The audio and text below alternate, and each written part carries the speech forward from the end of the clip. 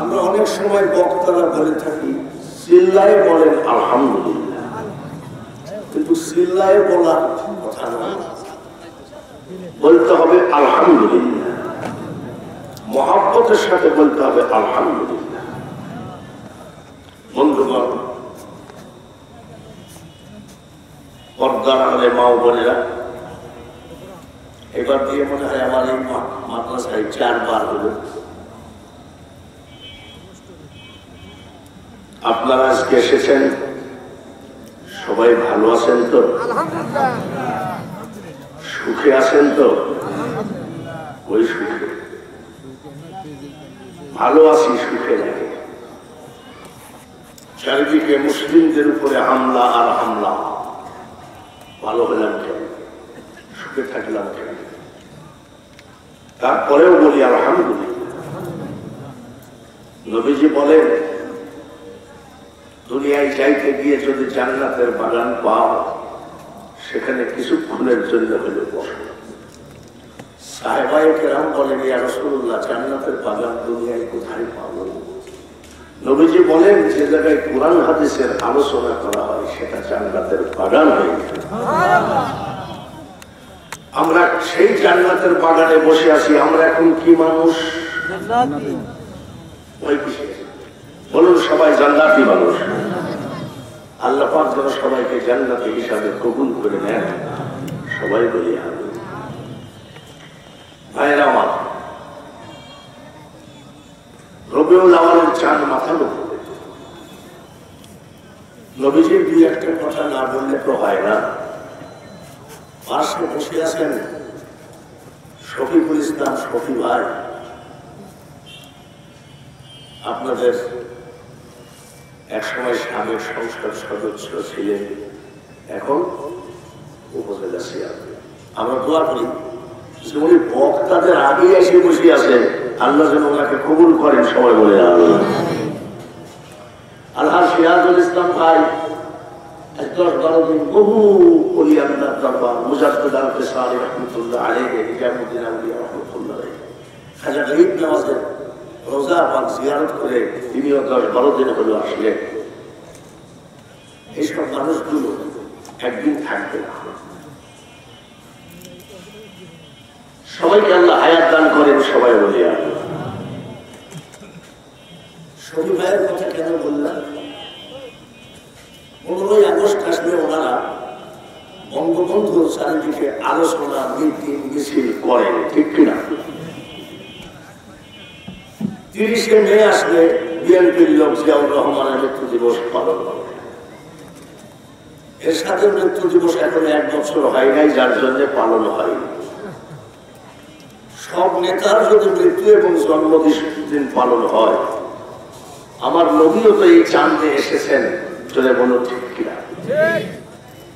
আমার নবী সম্পর্কে 2-1টা কথা না বলে পারি না, তার কারণ এখন সুদ ঘুষ নিয়ে কথা নাই, জিনা ব্যবসা নিয়ে কথা নাই, যৌতুক নিয়ে কথা নাই। এখন চারিদিকে শুধু একটাই দ্বন্দ্ব, সেটা নবীজি মাটির মানুষ, নূরের মানুষ। নবীজি মাটির মানুষ, তাই বলে আমাদের মতন মানুষ নয়, জোরে বলেন ঠিক কিনা? যে মানুষটার নাম কোরআন শরীফের মধ্যে আছে, যে মানুষটার নাম কলেমার মধ্যে আছে, যে মানুষটার নাম নামাজের মধ্যেও,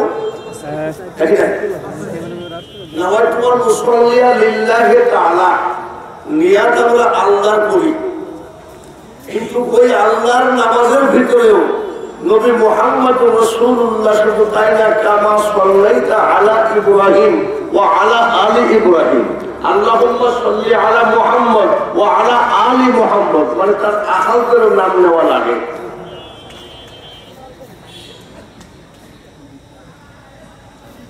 যে নবীর নাম আযানের ভিতরে আছে, নাকি নাই? তাহলে তিনি কি আমাদের মতো? মেডিসিন যদি একই রকম হয়, তার ভিতরেও ইউহা ইলাইয়া আন্নামা ইলাহুকুম ইলাহুন ওয়াহিদ, তোমাদের মধ্যে আমার হাবিবের মধ্যে পার্থক্য, তোমাদের উপরে ওহী হয় না আর আমার হাবিবের উপরে ওহী হয়। আবু জেহেলরা অপমান করতে চাইছিল, চন্দ্রটা ফাটাই দিলে বিশ্বাস করবো তুমি নবী। চন্দ্রের মালিককে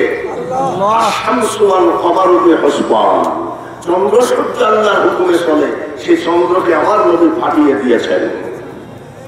বলুন, সেই নবীকে নিয়ে ভোলা জেলায় একটা দুর্ঘটনা ঘটে গেল, 4টা মুসলমান মারা গেল।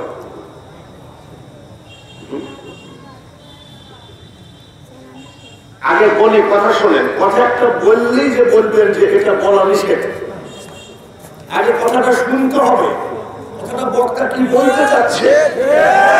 হ্যাঁ দাঁড়ান, খবরদার, উগ্রতা নবীর ধর্ম নাই, বলেন ঠিক কিনা?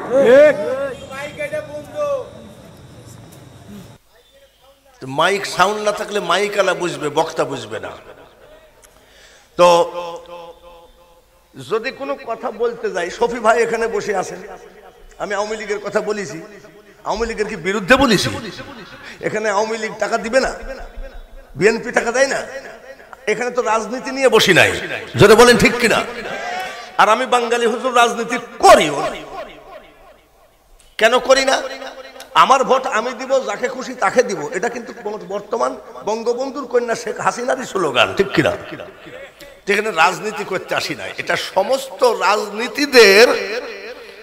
সমস্ত রাজনীতিদেরও এটা একটা হেড অফিস। তার কারণ এই কোরআন, রাজনীতিবিদ হতে গেলে কোরআন জানতে হবে, আর কোরআন জানতে গেলে মাদ্রাসায় আসতে হবে।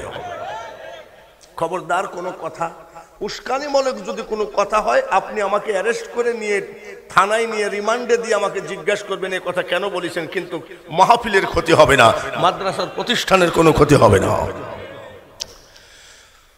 এত বড় একটা দুর্ঘটনা ঘটে গেল আমার নবীকে নিয়ে।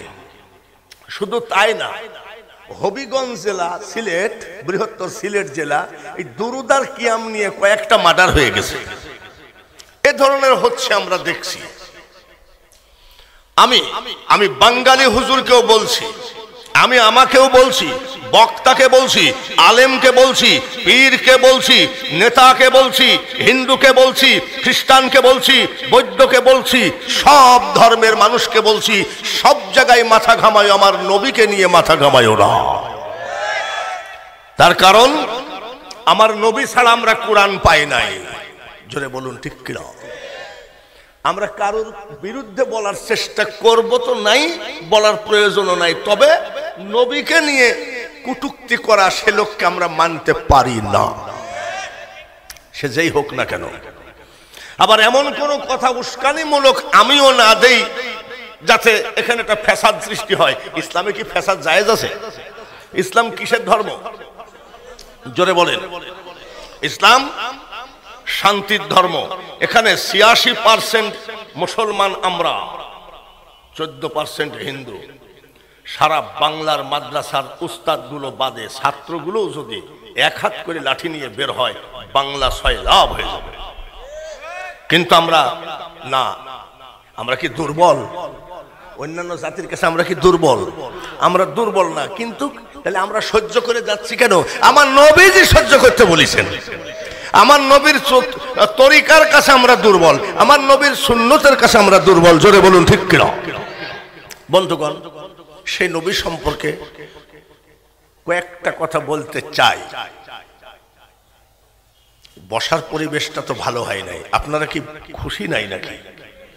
খুশি আছেন? খুশি আছেন? খুশি তো দুই রকম, একটা মনের খুশি আর একটা মুখের খুশি। কোনটা?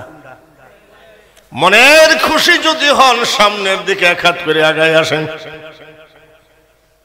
এখন আর আগাবেন না, ঠিক বেঠিক, সুবহানাল্লাহ, আলহামদুলিল্লাহ, যা বলতে বলবেন তাই বলবে, কিন্তু আমলের বেলায় সবাই একটু আগায় আসেন, সব সামনের দিকে। আপনার সামনে তো মেলা জায়গা আছে, এই ভাই আপনার সামনে তো মেলা জায়গা আছে, আর একটু আগালে অসুবিধা হবে কি? এই দেখেন, আগালেন আর মাঝখানে ফাঁক রইল, এইভাবে আসতে বলি নাই, সব পুরা করে নেন। লা ইলাহা লা ইলাহা লা ইলাহা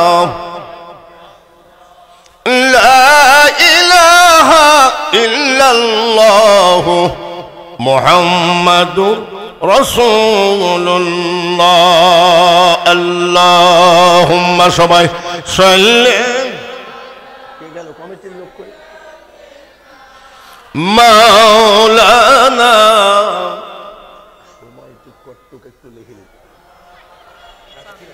সাইয়্যিদিনা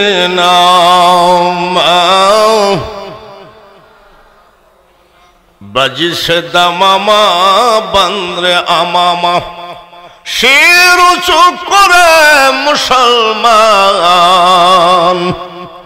ডাকে এসেছে নয়া জামানার ভাঙ্গা কিল্লাই উড়ে নিশান মোহাব্বতের সাথে আল্লাহুম্মা সবাই সাল্লি আলা মাওলানা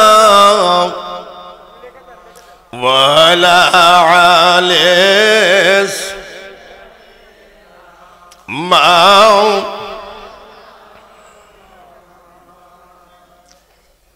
আমি আগেই বলেছি কোরআন পাতাম না নবী ছাড়া। নামাজ এনে দিয়েছেন তিনি কে? একটু বুঝি শুনি বলে। নামাজের মালিক হলো আল্লাহ। সেই নামাজের দাওয়াতটা আমাদের কাছে পৌঁছাইলেন তিনি কে? নবী মুহাম্মদুর জোরে বলেন সাল্লাল্লাহু। নামাজ এনে দিলেন, যাকাত কলেমা হজ সব এনে দিলেন আমার নবী। যারা হজ করতে গেছেন, যেই জায়গায় কোরআন নাযিল হয়েছে জবলে নূর পাহাড়ের মধ্যে, একটা 3.5 হাত লম্বা মানুষ ঠিক মতো বসে থাকতে পারে না। তার জীবনের কঠিন পরিশ্রমের বিনিময়ে আল্লাহ তাআলার কাছ থেকে এই কোরআনটা আমাদেরকে দিয়েছেন। তিনি হলেন নবী মুহাম্মদুর রাসূলুল্লাহ। আমার নবী কি ফকিন্নির ঘরের নেতা? নেতার ঘরের নেতা? জোরে বলেন ঠিক কিনা? এ বাবাজি, বাংলার মাটিতে এমন নেতা আছে আগে মুরগি চুরি করত, ছাগল চোর, গরু চোর, এখন বড় বড় নেতা। এরকম নেতা বাংলাদেশে 2-1টা পাওয়া যায় কি যায় না? কিন্তু আমার নবী কি ফকিন্নির ঘরের, চোরের ঘরের নেতা না নেতার ঘরের নেতা? আমার নবী দাদা আব্দুল মুতালিব ছিলেন কুরাইশদের বড় নেতা। জোরে বলেন ঠিক কিনা?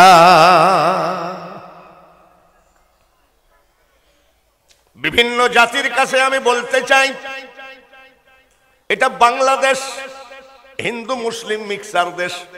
যে জায়গায় আজান হচ্ছে সেই জায়গায় পূজা হচ্ছে, যেই জায়গায় নামাজ হচ্ছে তার পাশেই পূজার ঘর আছে। জোরে বলেন ঠিক কিনা? অন্যান্য জাতিদেরকে অনুনয় বিনয় করে বলি, আপনারা আপনাদের ধর্ম করেন, আপনাদের ধর্মে আমরা আঘাত না করি, আর আপনারাও আমাদের ধর্মে আঘাত করবেন না। তাহলে একটা সমস্যা সৃষ্টি হতে পারে। এই সোনার বাংলাদেশটা ধ্বংসের পথে যেতে পারে কি পারে না? যারা নবীকে নিয়ে কটূক্তি করেন, 8 বছরের বয়স নবী, 6 বছরের বয়স নবী মা আমিনা, নবীর মা আমিনার কাজের মেয়ে উম্মে আইমানকে সঙ্গে করে নবীজির বাবার কবরের পাশে দাঁড়িয়ে দাঁড়িয়ে 6 বছরের নবী কাঁদতেছে। কয় বছর? মা আমিনা কান্দে। আমার নবীর কান্দা দেখে ও অন্যান্য জাতি ভাইরা, আমার নবীর কান্দা দেখে 10 জন ইহুদি দাঁড়িয়ে দাঁড়িয়ে কান্দে। ইহুদিরা নবীর শত্রু না বন্ধু? শত্রু দাঁড়িয়ে দাঁড়িয়ে কান্দে। আমাদের যেমন পীর সাহেব, হিন্দুদের ঠাকুর বা গোসাই সাহেব, খ্রিস্টানদের হলো পাদ্রী সাহেব, এরা হলো ধর্মীয় নেতা। বুঝে নেন, ওদের ধর্মীয় নেতাকে বলা হয় পাদ্রী, হিন্দুদের ধর্মীয় নেতাকে বলা হয় গোসাই বা ঠাকুর, আমাদের ধর্মীয় নেতাকে আমরা পীর মাশায়েখ বলি নাকি? বাবাজিরা, ওই জায়গায় তাদের একজন পাদ্রী এসে বলছে, তোমরা কান্দো কেন? ইহুদিরা ডাক দিয়ে কয়, পাদ্রী বাবা, এই শিশু বাচ্চাটার চোখের পানি আমরা সইতে পারছি না, তাই আমরা কাঁদছি। পাদ্রী বলে, এই শিশু বাচ্চার নাম মুহাম্মদ নাকি? সুবহানাল্লাহ বলেন। বলে হ্যাঁ। বাচ্চার সাথে কে এসেছে? বলে ওই ভদ্রলোক, ওই ভদ্র মহিলা বাচ্চার মা। পাদ্রী বলতেছে ওই বাচ্চার মার নাম আমেনা নাকি? মা আমিনা বলতেছে হ্যাঁ বাবাজি আমার নাম আমিনা। ও আমিনা, তোমার স্বামীর নাম আব্দুল্লাহ ছিল নাকি? বিভিন্ন ধর্মের ভাইদেরকে বলি আমরা কোনো হিংসার জগতে নাই। আমার নবী হিংসা শিক্ষা দেয় নাই, আমার নবী মারামারি শিক্ষা দেয় নাই। আমার নবী শিক্ষা দিয়েছে বাবাজি পৃথিবীর সব থেকে আদব যে জায়গাটা সেটা নবীর কাছ থেকেই তামাম পৃথিবী শিখেছে। ভারতের একজন চিত্রনায়িকা, নামটা লিখে নেন রানী মুখার্জি। রানী মুখার্জি বলেছে পৃথিবীর শ্রেষ্ঠ একটা মানুষ হলো মুহাম্মাদুর রাসূলুল্লাহ। শুধু তাই নয়, আমি লন্ডন, আয়ারল্যান্ড, স্কটল্যান্ড বহু দেশে ওয়াজের জন্য গেলাম। এক ভদ্রলোক খ্রিস্টান মনীষীদের জীবনী লিখেছে। ওই মনীষীদের জীবনী লিখতে গিয়ে সর্বপ্রথমে আমার নবীকে দিয়ে শুরু করেছে। আপনাদের শ্রীকৃষ্ণ খারাপ তা বলছি না, আপনাদের দুর্গা কালীর কথা আমাদের এখানে তোলার প্রয়োজনও নাই। বলেন ঠিক কিনা? শুধু একটা কথা বুঝাই দিয়ে যায়, ও ভাইয়েরা, এটা হিন্দু মুসলিম মিক্সার দেশ। আমরা যেন ভাই ভাইয়ের মতো হয়ে থাকি। কেউ যেন মন্দির ভাঙ্গা ভাঙ্গি, মসজিদ ভাঙ্গা ভাঙ্গি এটা করলে সর্বপ্রথমে মাদ্রাসার উপরে হিট করা হবে।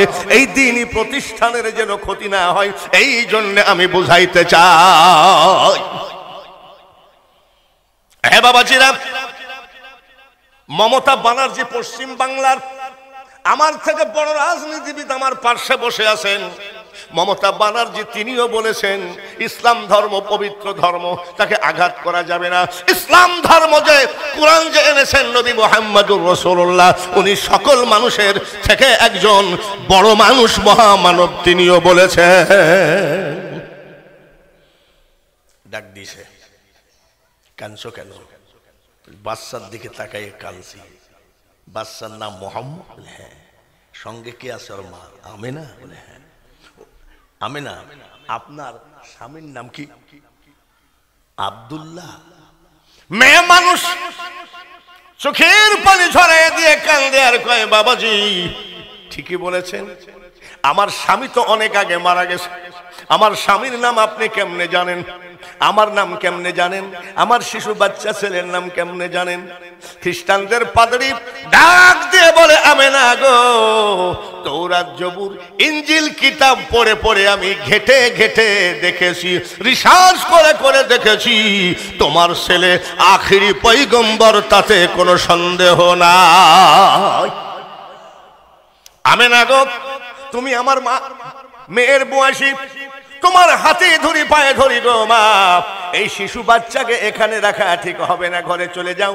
তলোয়ার নিয়ে কাফেররা তোমার ছেলেকে খুঁজে বেড়াচ্ছে, জবাই করবে, মেরে ফেলবে। আমি খ্রিস্টানদের পাদ্রী, আমি যদি বলে দিই এটা আখিরি পয়গম্বর, হাজার হাজার টাকা পাবো, ছেলেটাকে মেরে ফেলবে। কিন্তু আমি না গো, টাকার জন্য আমি এই নূরের টুকরাকে, এই হীরার টুকরাকে, এই সোনার সন্তানকে আমি জবাই করতে পারি না। নবীজি কি তাহলে ফকিন্নির ঘরের নেতা না নেতার ঘরের নেতা? নবীজি কি মূর্খ নেতা না শিক্ষিত নেতা? জোরে কোন? নবী কি মিথ্যা কথা বলেন?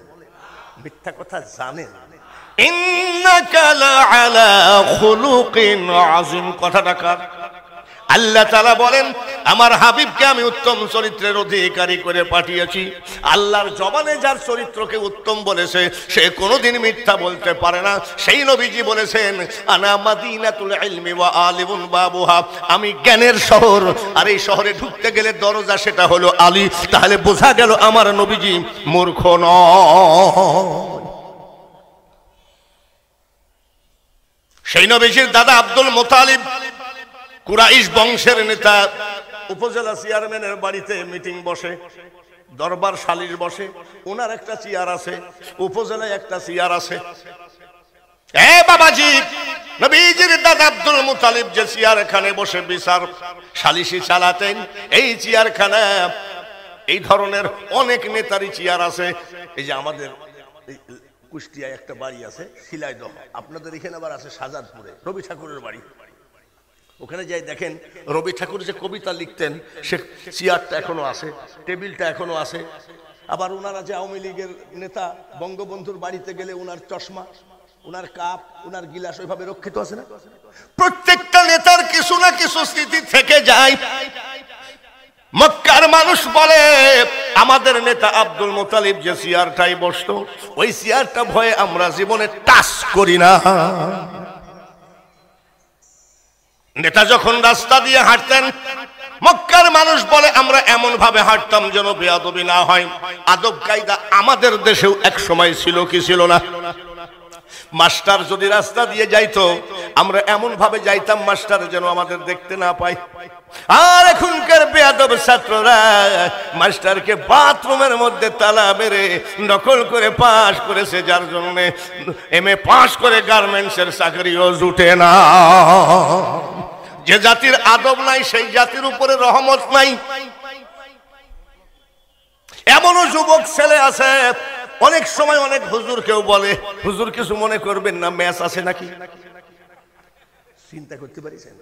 আমরা যখন যুবক ছিলাম যুবকরা যদি বিড়ি খাইতো হাজী সাহেব আসলে ফেলাইয়া দাও, চেয়ারম্যান আসলে ফেলাইয়া দাও, মেম্বার আসলে ফেলাইয়া দাও, ইমাম আসলে ফেলাইয়া দাও, মুয়াজ্জিন আসলে ফেলাইয়া দাও, এলাকার মন্ডল মাতব্বর আসলে বিড়ি ফেলাইয়া দাও। আর এখনকার ছেলেরা অনেক সময় যাই মন্ডল মাতব্বরকে বলে স্যার বস ম্যাচ ট্যাচ আছে নাকি?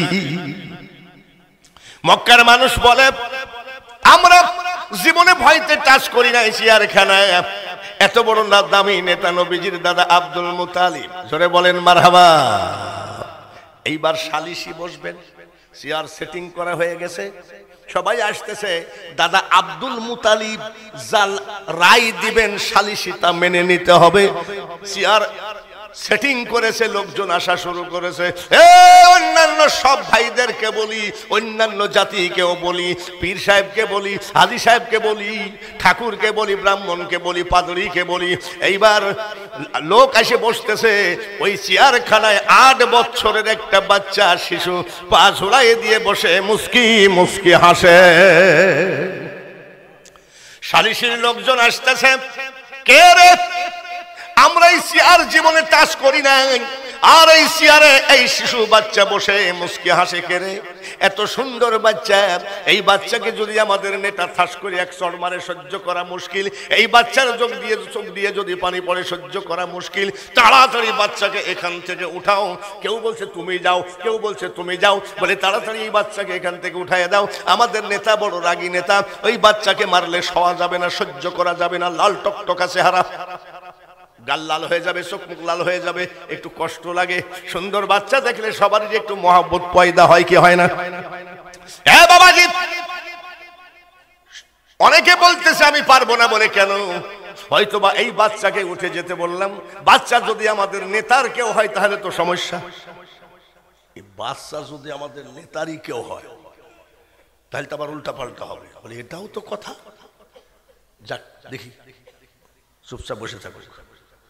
কি যে হবে, এই বাচ্চাকে মারবে, কি যে হবে চিন্তা করতে করতে দাদা আব্দুল মুতালিব কুরাইশ বংশের নেতা আসতেছে, ঘরের দরজা খুলে আসতেছে। 8 বছরের নেতা নবী মুহাম্মাদুর রাসূলুল্লাহ সাল্লাল্লাহু আলাইহি সাল্লামের দিকে দাদা তাকায় মিষ্টি মিষ্টি হাসে, আবার দাদার দিকে তাকায় 8 বছরের নাতি এটাও মিষ্টি মিষ্টি হাসে। সকল জনগণ বলতেছে মারামারি হবে না, তার কারণ আমাদের নেতাও হাসতেছে, এই বাচ্চাটাও হাসতেছে, তাহলে মনে হয় এদের আপন কেউ হবে। কিছু কিছু লোক আছে আমাদের নেতা হাসতে হাসতে রেগে যায়, আগে দেখা যাক কাছে আসুক কি বা হবে। হাসতে হাসতে এসে কুরাইশ বংশের নেতা দাদা আব্দুল মুতালিব ডান পার্শ্বে চেয়ারের পায়ার কাছে 8 বছরের নবীর পার কাছে দাদা আব্দুল মুতালিব বসে গেলেন। উঠতে বলেন নাই, দাঁড়াইতে বলেন নাই, এটা আমার চেয়ার, বাড়ির ভিতরে যাও তাও বলে নাই। সব জাতির কাছে দাওয়াত দিয়ে যায়। 8 বছরের নেতার পার কাছে দাদা আব্দুল মুতালিব বসে বসে মিষ্টি মিষ্টি হাসে। 8 বছরের নেতাও মিষ্টি মিষ্টি হাসে। মক্কার মানুষ বলে, নেতাজি নেতাজি সালিশ না হয় 2 দিন পরে হোক গো। আজ একটা কথা জিজ্ঞাসা করতে চাই। বলে কি কথা? নেতাজি বলেন তো, আপনার চেয়ারে আমরা মক্কার মানুষ হাত দিয়ে টাচ করতে সাহস পায় নাই, আর 8 বছরের বাচ্চা বসে আছে, এই বাচ্চার পরিচয়টা জানতে চাই। দরকার হলে 2 দিন পরে আবার সালিশ বসুক। বলার সাথে সাথে দাদা আব্দুল মুতালিবের চোখ দিয়ে পানি ঝরে, চোখের পানি মুছে আর কয়, এ মক্কার মানুষ গো, এমন একটা বাচ্চার পরিচয় জানতে চাইছো? আমি আব্দুল মুতালিব তোমাদেরকে বলে যাই কবে মারা যাব, কবে আল্লাহ তাআলা দুনিয়া থেকে নিয়ে যাবে, একটা কথা বলে যায়। বলে কি কথা বলেন? আমি শুধু কুরাইশ বংশের নেতা, আমি শুধু কুরাইশ বংশের নেতা, সারা আরব আমিরাতের নেতা নয়, ইরাকের নয়, ইরানের নয়, শুধু কুরাইশ বংশ একটা গোষ্ঠীর নেতা। আর আমার চেয়ারে যে বসে আছে এর পরিচয়টা নাও। ওয়ামা আরসালনাকা ইল্লা রাহমাতাল লিল আলামিন। জোরে বলেন মারহাবা। এটা হলো বিশ্বের রহমতের নেতা। মারহাবা বলেন। तमाम पृथिवीर नेता समस्त सृष्टि जगतेर नेता हलेन नबी मुहम्मदुर रसूलुल्लाह। अपनी इंटरनेट देखें এখন তো বেশি দূর যাওয়া লাগে না, আপনি যদি একটুখানি বুঝেন মোবাইলে টিপ দিলেই সব এসে যায়। হিন্দুস্তানের ইন্ডিয়ার চিত্রনায়িকা রানী মুখার্জি যদি বলে থাকে পৃথিবীর শ্রেষ্ঠ মানুষ হলো নবী মুহাম্মদুর রাসূলুল্লাহ। দাদা আব্দুল মুতালিব বলতেছেন আর কতদিন হায়াত আছে কিনা আছে জানি না রে, তোদের ঠোঁটটা লাগিয়ে এই আখিরি নেতার পায়ে একবার সুমাতে তোদের জীবন ধন্য হয়ে যায়। লা ইলাহা, জোরে জোরে লা ইলাহা, লা ইলাহা, লা ইলাহা ইল্লাল্লাহু মুহাম্মাদুর রাসূলুল্লাহ। সবাই বলেন সাল্লাল্লাহু আলাইহি ওয়াসাল্লাম। সবাই বলি আলহামদুলিল্লাহ। আজকের যিনি প্রধান বক্তা তিনিও হাজির হয়ে গেছেন। অনেক সময় প্রধান বক্তা আমরা দেখি হাজির হয় না, একটু আলহামদুলিল্লাহ বলেন তো। আমার আরেকটা ছোট্ট একটা কথা রাখা নেই, সে কথাটা কি, লোকজন আসতেই আছে, তো যখন ওয়াজ জমজমাট হয়ে যাবে তখন যদি বলি আগে আসেন আগে আসেন, আচ্ছা মুসলমান আগে থাকার জাত না পিছে পলানো থাকার জাত? তাহলে যে মসজিদে যাই দেখি সামনের কাতারে লোক নাই, পিছনে সব যানজট, এরকম সব জায়গায় আমরা যেন আস্তে আস্তে পিছে পড়ে যাচ্ছি। তো পিছে পড়বেন না আগে থাকবেন? আগে যদি থাকেন আর এক হাত করে আপনারা পিছনের দিক তাকিয়ে দেখেন যেভাবে আসতেছে এটা দ্বীনি প্রতিষ্ঠান। সবাই আরেকবার করে আসেন তো, লা ইলাহা, লা ইলাহা, লা ইলাহা, লা ইলাহা ইল্লাল্লাহু মুহাম্মাদুর রাসূলুল্লাহ। আরেকবার বলি সাল্লাল্লাহু। আর আমি জ্ঞানী বুঝে ইশারায় মূর্খ সাপল দিয়ে চোখের মনি ফাটায় দিলেও বোঝে না রে। অত বলা লাগে না, অল্পতেই বুঝতে হয়। মোহাম্মদ নাম যত জপি ততই মধুর লাগে, ওই নামে এত মধু কে জানি তো আগে। জোরে বলেন ঠিক কিনা? আমি শুধু মুসলমানকে বলি না, অন্যান্য জাতি ধর্ম নির্বিশেষে আমি অনুনয় বিনয় করে বলি গো, খবরদার খবরদার, এখন যদি আপনাদের উপজেলা চেয়ারম্যানকে অপমান করা হয় আপনারা কি আর বক্তাকে জায়গায় ঠিক থাকতে দেবেন? আমি উদাহরণ দিয়ে বলতে চাই, আমার আপনার নেতা মুহাম্মদুর রাসূলুল্লাহ সাল্লাল্লাহু আলাইহি সাল্লামকে নিয়ে কোন জাতি কেন আমি বক্তাও যেন কটূক্তি না করি। আমার কথা এইটা। এইবার আজরাইল আসলেন জান কবজ করতে, নবীজি শুয়ে আছেন, এইটুকুই আমার শেষ কথা, শুধু নবীজির জীবনের উপরে আসতেছেন। আমার আল্লাহ শিখায়া দিয়েছেন, আজরাইল সকল মানুষের জান যেভাবে কবজ করেছো, আমার হাবিবের জানটা ওইভাবে কবজ হবে না। বলে কিভাবে? আমার হাবিবকে জিজ্ঞাসা করো, সে যদি থাকতে চায় হায়াত বাড়াবো, সুবহানাল্লাহ বলে। আর যদি সে আসতে চায় এখনই নিয়ে আইসো। আজরাইল হাজির হয়ে গেলেন। আসসালাতু আসসালামু আলাইকা ইয়া রাসূলুল্লাহ। নবী গো, আয়েশা সিদ্দিকা খাতুনে জান্নাত মা ফাতিমা পাশে বসে বসে কাঁদতেছিলেন। আমার নবী ডাক দিয়ে কয়, আয়েশা, ফাতিমা একটু বের হয়ে যাও, একটু বের হয়ে যাও, আজরাইল এসেছে, আজরাইলের সাথে আমার একটু প্রাইভেট আলোচনা আছে। চিল্লায়ে বলেন মারহাবা। কি আলোচনা? জোরে কোন? শফি ভাইয়ের সাথে যদি বঙ্গবন্ধুর কন্যা বাংলার প্রধানমন্ত্রী শেখ হাসিনার সাথে দেখা করতে যায়, তাহলে শেখ হাসিনা যদি বলেন, বাঙালি হুজুর একটু বের হয়ে যান, শফি ভাইয়ের সাথে আমার একটু প্রাইভেট আলোচনা আছে। আমি যদি জ্ঞানী হয়ে বুঝে নিব, শফি ভাই কিন্তু ছোটখাটো নেতা নয়। প্রধানমন্ত্রী আমাকে বের করে দিয়ে 2 ঘন্টা রেড সিগন্যাল দিয়ে কথা বলেছে, কেউ ঢুকতে পারবে না। এর মতন বড় নেতা আর হতে, জোরে বলেন ঠিক কিনা?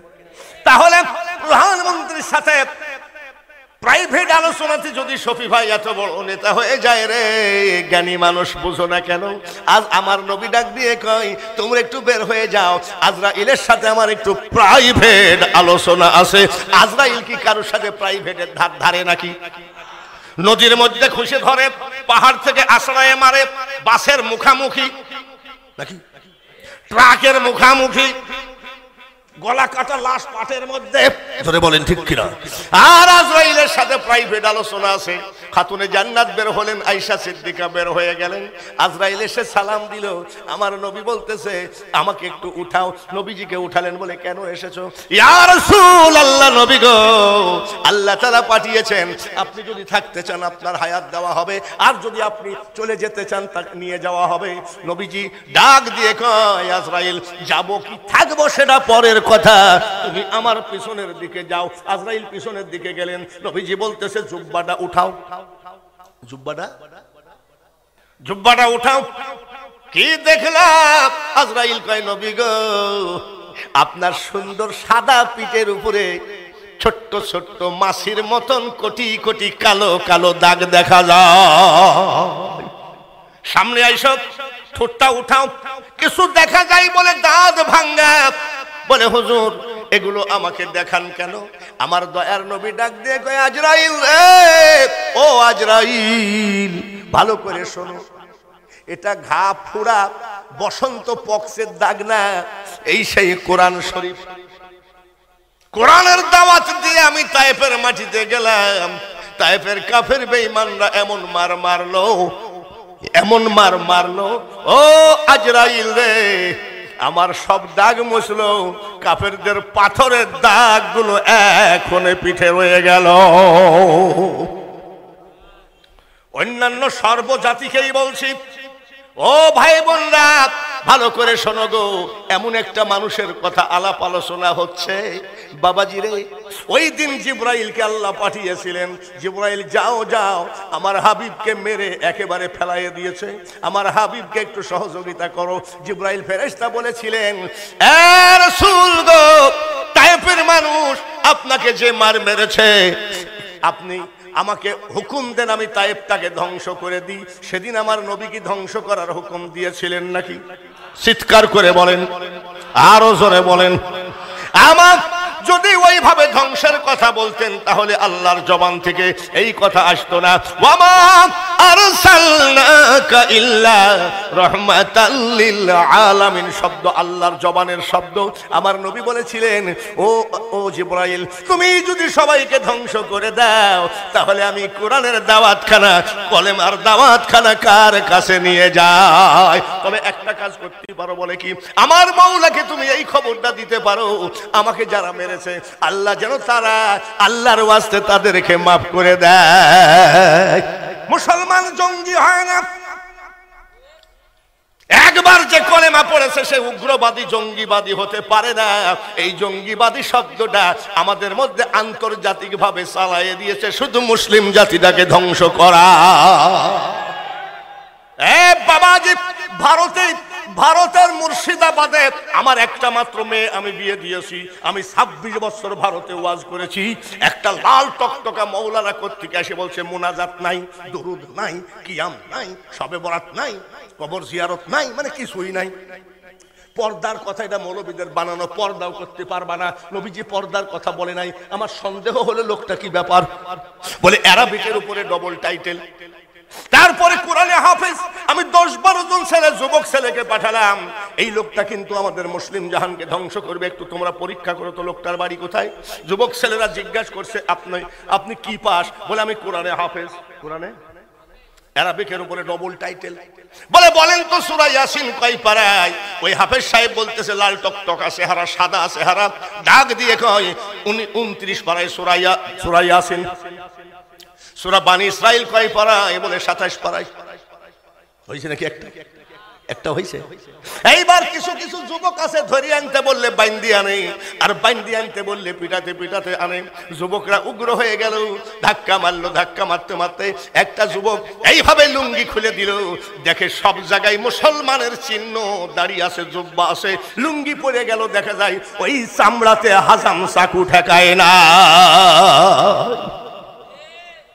বাবাজিরা, আমি বাঙালি হুজুর, আমার কণ্ঠ ভালো, গলা ভালো, আমাকে আপনি বিশ্বাস করে ইসলাম আমি কি ধ্বংসকারী কিনা এইগুলো গলার সুরে বুঝবেন না, কোরআন পড়লেই বুঝবেন না। এই ধরনের বহু সিআইডি গোয়েন্দা আমার এই সোনার বাংলাকে ধ্বংস করার জন্য হাজির হয়ে গেছে। তবে একটা কথা মনে রাখো, নবীর কারণে সোনার মদিনা, জোরে বলেন ঠিক কিনা, ওই মদিনা জীবনে ধ্বংস হবে না। এটা বঙ্গবন্ধু বাংলাদেশ স্বাধীন করেছে আমরা মানি, কিন্তু শাহজালালের বাংলাদেশ, শাহপরানের বাংলাদেশ, শাহ মখদুমের বাংলাদেশ, এই হাজার হাজার অলির কারণে এই দেশটার নাম হয়ে গেছে সোনার বাংলা, আর নবীর কারণে হয়ে গেছে সোনার মদিনা। যতই চক্রান্ত করুক না কেন মুসলমান ভাই, আপনি আমার কথাটা বিশ্বাস করবেন, ভয় পাবেন না, এই সোনার বাংলা কোনোদিন ধ্বংস হবে না। বাবাজিরা, আর কথা বাড়াইতে চাই না গো, আমি একটা কথাই বলতে চাই। আমার নবী ডাক দিয়ে কয়, আজরাইল দেখলা দাঁত ভাঙ্গা, দেখলা গায়ে পাথর মারা? বলে হ্যাঁ দেখলাম। আজরাইল, পাথর মারা যে কত কষ্ট, দাঁত ভাঙ্গা যে কত কষ্ট, এর মতন কষ্ট আর নাই। সব কষ্ট আমি সহ্য করেছি, আমাকে এখনই তুমি নিয়ে যাও, থাকার শখ আমার নাই। নিয়ে যেতে পারো, কিন্তু একটা ওয়াদা দিতে হবে, আমার পাগল উম্মতকে, জোরে বলেন মারহাবা, আমার পাগল উম্মতকে খবরদার মরণের সময় খবরদার কোনো কষ্ট দিবা না। আমার নবী, আপনার নবী, জোরে বলেন ঠিক কিনা? ইহুদির কাছ থেকে নবীজি টাকা ধার নিছে। কি ধার নিছে? ইহুদি বলছে, এই রহমাত লিল আলামিন, শাফিউল মাজনাবিন, বহুত তো শোনাও, টাকা দাও না কেন? পাওনাদার তো বলতেই পারে, আমি যত বড় ডবল আন্তর্জাতিক হোক না কেন, চাউলের দোকানে বাকি করে খাইছি, 6 মাস পলায়ে বেড়াচ্ছি, সামনে বাইরে গেলে আমাকে ছাড়বে? হ্যাঁ আন্তর্জাতিক টাকা ফেলা বলবে কি বলবে? এইবার নবীজি বলতেছে, বাবা সোমবারে সে টাকাটা নিয়ে যাও। এই ইহুদি আসছে রবিবারে, নবী কি বারে আসতে বলেছে? আর আসলো কি বারে? নবীজি মসজিদে বসে আছেন, ওই সন্ত্রাসী এইভাবে গামছা পেঁচায় ধরেছে, নবীজির চোখ দুটো লাল হয়ে গেছে। আমিরুল মুমিনিন দাঁড়ায় আসবে, কার সামনে তুমি কার নেতাকে গামছা বাঁধিয়েছো? তুমি জানো আমি ওমর। আমার নবী ডাক দিয়ে বলতেছে, ওমর রে, ভুল করো না, ভুল করো না, পাওনাদারের সাথে খারাপ ব্যবহার করা জায়েজ নাই। এইটা হলো আমার নবীর চরিত্র। আর সেই চরিত্রের মানুষগুলো কোনোদিন উগ্রবাদী জঙ্গিবাদী হতে পারে না। এইবার আসুন, যে মাদ্রাসায় আমরা আসছি, এই মাদ্রাসা আমরা পাইলাম কোথায়? আমার নবীর দান, জোরে বলেন ঠিক কিনা? অনেক সময় অনেক উস্কানিমূলক কথাবার্তা শোনা যায়, মাদ্রাসার মধ্যে জঙ্গি পয়দা হয়, মাদ্রাসার মধ্যে জঙ্গি ট্রেনিং হয়, জোরে বলেন নাউজুবিল্লাহ। এ বাবা, এই মাদ্রাসায় আসতে কি বলে? মাদ্রাসা হলো মাদ্রাসা হলো আলেম বানানোর কারখানা। কি বানানোর কারখানা? জোরে কোন। সেই আলেম সম্পর্কে নবীজি কি বলেন? খায়রুকুম মান তাআল্লামাল কুরআনা ওয়া আল্লামাহু, যে কোরআন শেখে অপরকে শেখায়, তার থেকে ভালো মানুষ পৃথিবীতে একটাও নাই। আল উলামা ওয়ারাসাতুল আম্বিয়া, আলেমগণ হবে আমি নবীর অংশীদার। এই আলেম পয়দা হয় কোন জায়গায়? ইমাম কোন জায়গায় পয়দা? খতিব পয়দা কোন জায়গায়? কোন জায়গায়? শুধু মাদ্রাসায় ইমাম খতিব পয়দা নয়, ও পীর সাহেবরা কোরআন পীরগিরি করতে গেলে কোরআন জানা লাগবে কিনা? বাইবেল করে পীরগিরি হয় নাকি? তৌরাত পড়ে পীরগিরি হয় নাকি? ইনজিল পড়ে পীরগিরি হয় না। পীরগিরি যদি করতে হয় কোরআন পড়া লাগবে, তাহলে পীর বানানোর কারখানা ও মাদ্রাসা। আমার নবীকে সাহাবী প্রশ্ন করেন, খুব খেয়ালের সাথে। প্রধান বক্তা যখন এসে গেছেন, টেনশন তো নাই। আমার নবীজির কাছে সাহাবী প্রশ্ন করেন, ইয়া রাসূলুল্লাহ, নবী গো, আপনার হাতে হাত দিয়ে আমরা মুসাফা করে কলিজা ঠান্ডা করলাম, আপনি যখন থাকবেন না তখন ওই এতিম উম্মত কার হাতে হাত লাগাবে? আমার নবী জবান দিয়ে বলেছেন, আমার উম্মত কোনোদিন এতিম হবে না। বলেন সুবহানাল্লাহ। বলে কেন? আল উলামা ওয়ারাসাতুল আম্বিয়া, আলেমগণ হবে আমার ওয়ারিস। ওই জামানার হক্কানি আলেমের হাতে হাত দিলে আমি নবীর হাতে হাত দেওয়া যায়। ইয়া রাসূলুল্লাহ, নবী গো, আপনার পিছনে আমরা নামাজ পড়ে কলিজা ঠান্ডা করে নামাজটা আদায় করলাম, আপনি যখন থাকবেন না ওই ভবিষ্যৎ উম্মত কার পিছনে নামাজ পড়বে? ওই এতিম উম্মত কার পিছনে নামাজ পড়বে? নবী বলে, কোনদিন কিয়ামত পর্যন্ত আমার উম্মত এতিম হবে না। তার কারণ ওই জামানায় হক্কানি আলেম যারা হবে তাদের পিছনে নামাজ পড়লে আমি নবীর পিছনে নামাজ পড়া হয়ে যায়। বলেন, সে আলেম পয়দা হয় কোথায়? জোরে বলুন। জঙ্গিবাদী পয়দা হয় কোথায়? জঙ্গিবাদী পয়দা হয় মায়ানমারে। ওই রোহিঙ্গা মুসলিমদেরকে টুকরা টুকরা করে জবাই করলো, তারাই আবার আমাদের ঘাড়ে চাপায় দেয়। রোহিঙ্গারা শুধু তাই নয়, চীন দেশে আমাদের মুসলমানকে কিভাবে অত্যাচার করছে সবারই জানা। খবরদার, খবরদার ও মুসলমান ভাই ভাই, ইন্নামাল মুমিনুনা ইখওয়া। আমার এই 40 বছর ওয়াজের বয়স, আমি একটা কথাই বলে থাকি, সব থেকে আল্লাহর বড় নিয়ামত বউ না, বিটি না, স্ত্রী না, ছেলে মেয়ে না, সব থেকে বড় নিয়ামত আল্লাহ বলেন ইন্নামাল মুমিনুনা ইখওয়া। হাজী সিরাজুল ইসলাম আর বাঙ্গালী হুজুর আর শফিকুল ইসলাম শফি ভাই, তোমরা ভাই ভাই। এটা আল্লাহর বড় নিয়ামত কোরআন শরীফে দিয়েছেন। খবরদার, কাহারো দেলে দিও না আঘাত, সে আঘাত লাগিবে কাবার গাই। কোরআন শরীফটা কোন ভাষা? ইন্না আনজালনাহু কুরআনান আরাবিয়াল লাআল্লাকুম তাআকিলুন। আরবি ভাষা। আর আমার মাদ্রাসার ছেলেরা হলো বাংলার জন্ম। ওদের শব্দটা, ওদের সবকিছু জবানটা কি? বাংলা। আর কোরআনের ভাষাটা কি? একটা ছেলে 30 পারা কোরআন বাকুয়া মাদ্রাসা থেকে পড়ে রাস্তায় দাঁড়িয়ে আছে।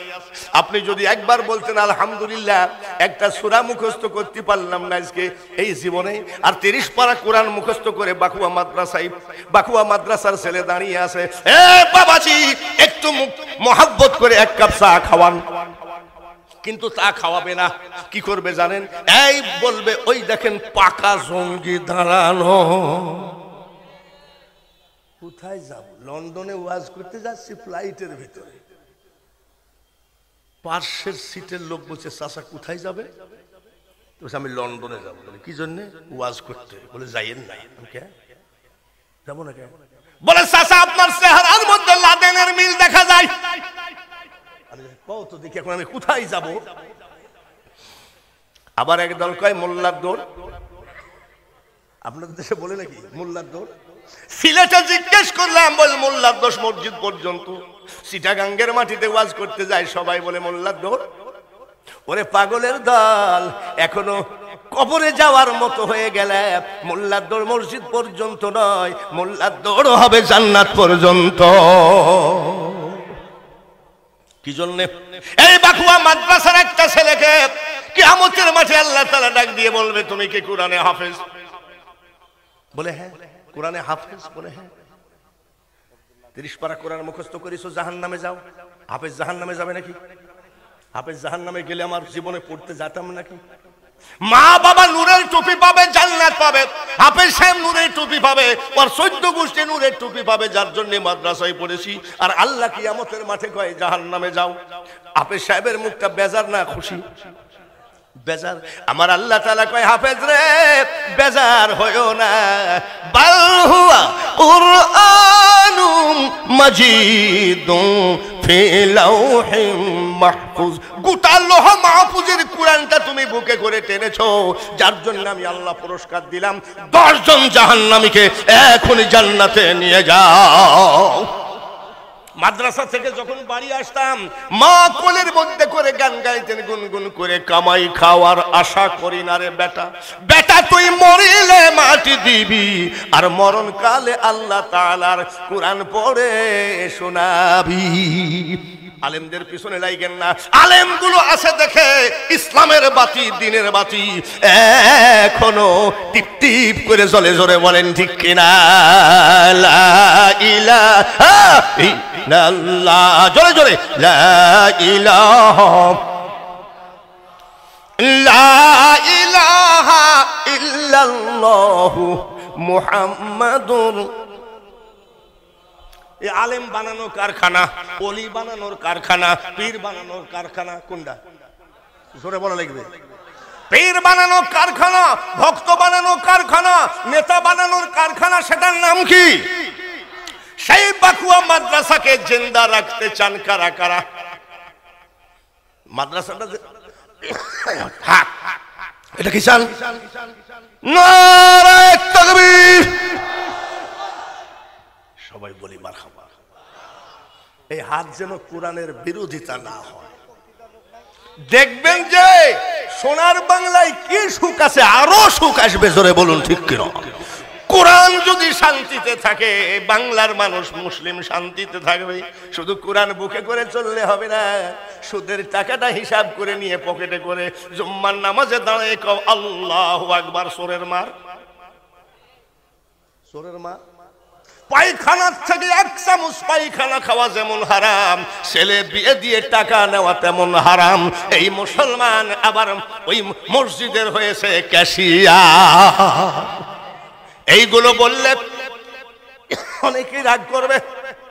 কে রাগ করলো না করলো আমার প্রয়োজন নাই, তার কারণ আমার আল্লাহ বলেন ইয়া আইয়ুহাল্লাযীনা আমানু দুখুলু ফিসসিলমি কাফা।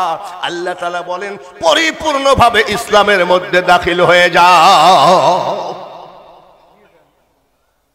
বলেন আলহামদুলিল্লাহ।